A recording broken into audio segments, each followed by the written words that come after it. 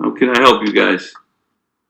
Coach, if you want to start us off just with some opening thoughts about Illinois coming in on Sunday, and then we can take some questions. We've been since Maryland game. They got a day off. They're still finishing up finals, so been on to a really good, obviously Illinois team.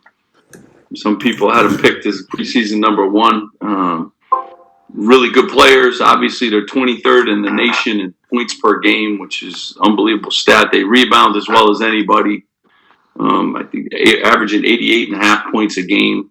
2 players of the year type players, and Shumu and Coburn. And I really love Frazier too. He's been there a long time. 1,000-point scorer, one of the best 3-point shooters in the league, history. They defend. They're well coached. Just another great team in our league, and credit to the job he's done. There.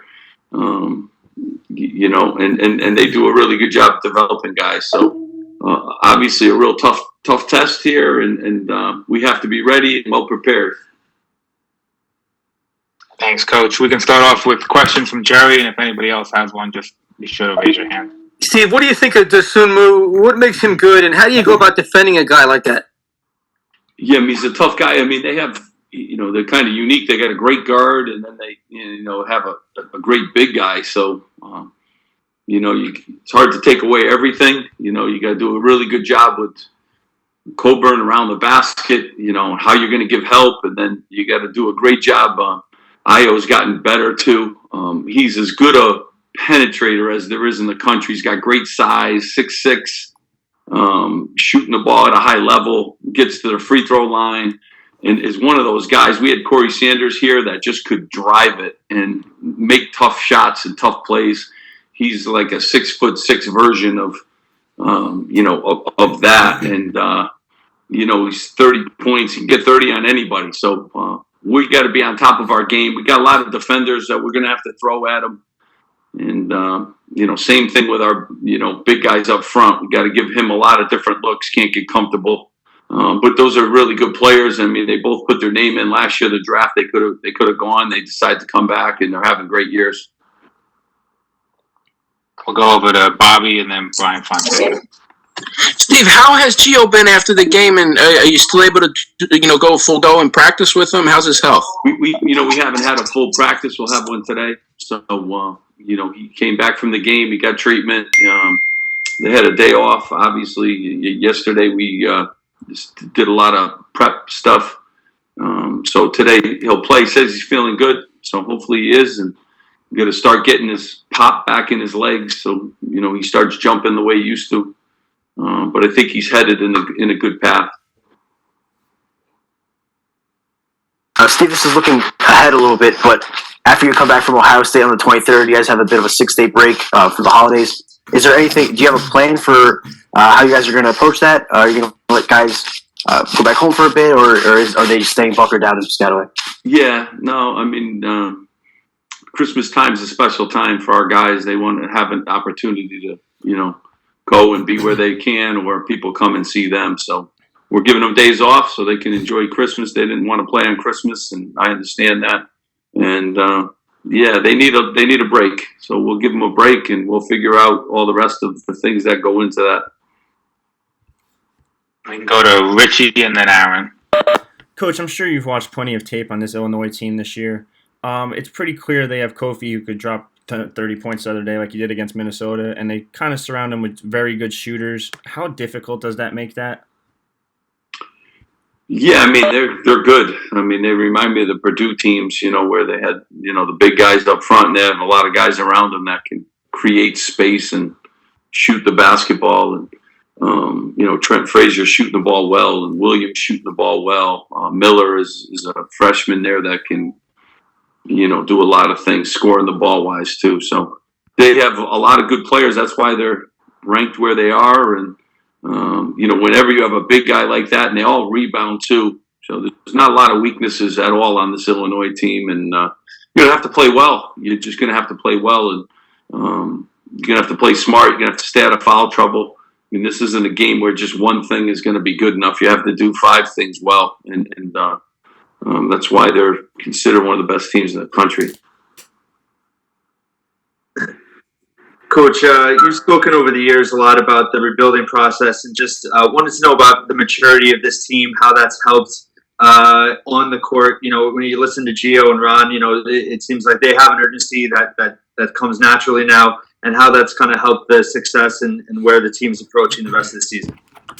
Yeah, I mean, it's the first time we got some veteran guys, and even our younger players have logged a lot of minutes, which is a really good thing for us. And our versatility is really great this year. Like, we can move guys around. And, you know, they all know all the positions.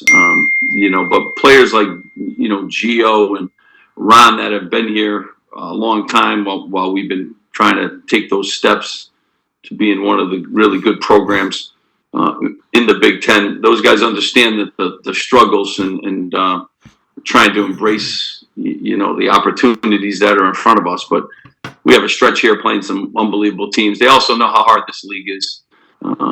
So it's nice to have veterans. Got to keep them healthy and keep them on the court.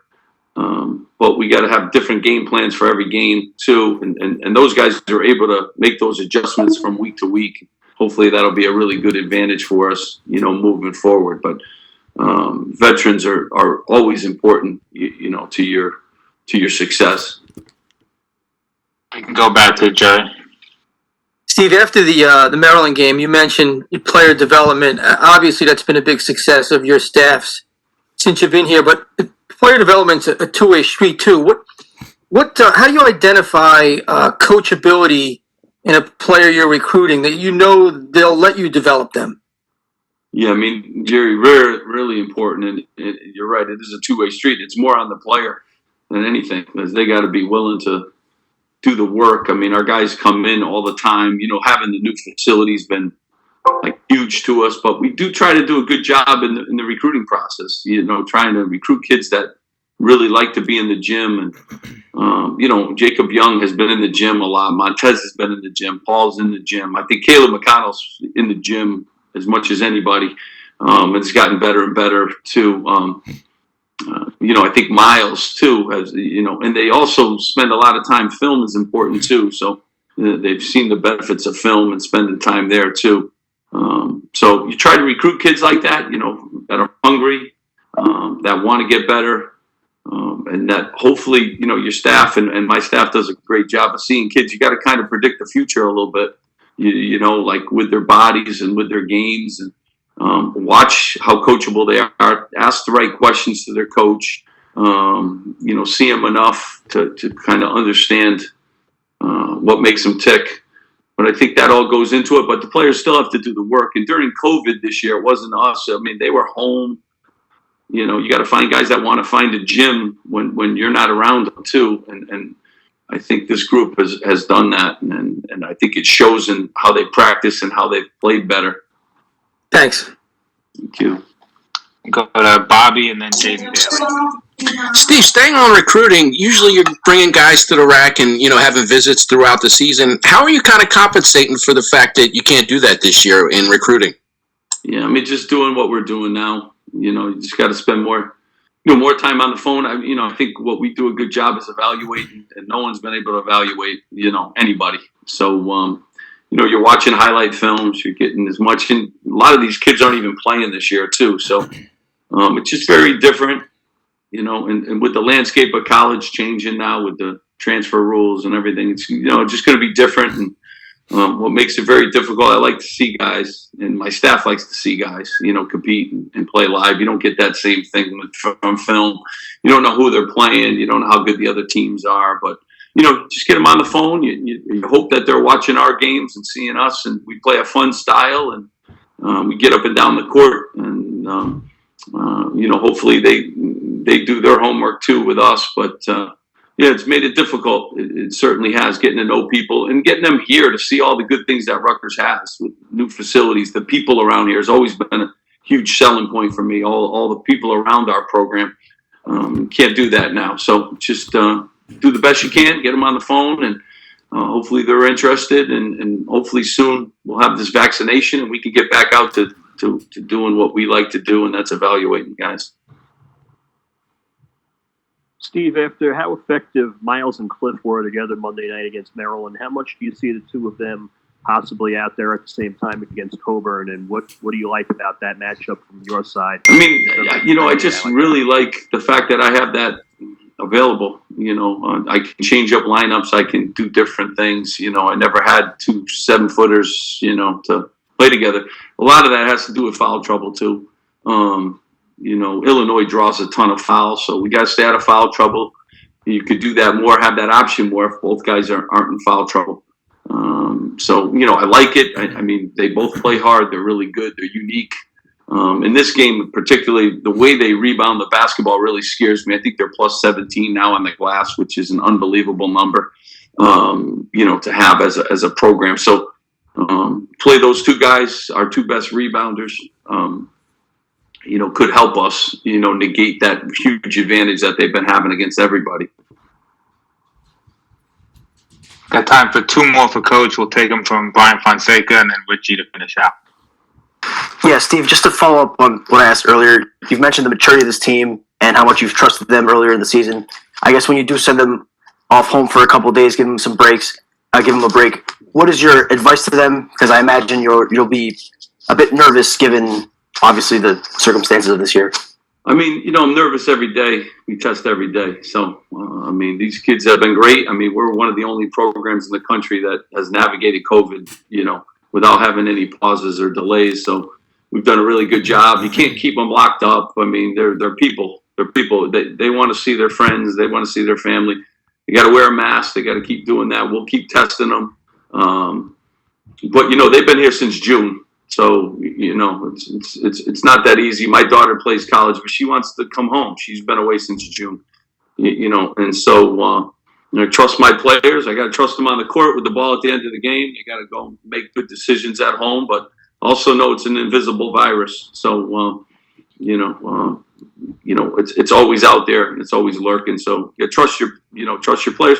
It's not just them too, your staff. It's, there's 30 people in our tier 1 that get tested every day. So, we get to go home every day. The kids don't. And, they need to have that option. Some will stay, some will see some friends, but, they got to wear their masks. They got to be smart. And it's what they've done all year. And hopefully they can continue to make great decisions and not put themselves in exposure.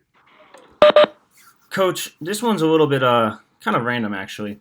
What does this game mean to Paul Mulcahy? I don't know if you know this, but last time he faced off against Andre Curbelo was in the Metro Classic, and Curbelo got the game-winning steal on him. Oh, yeah. I don't know. Paul wants to win every game. I know that. So when you think about that, Paul's always up for challenges. Paul likes to play. Paul watches more film than anybody. He'll be well prepared, but I don't know. I don't know how that factors in.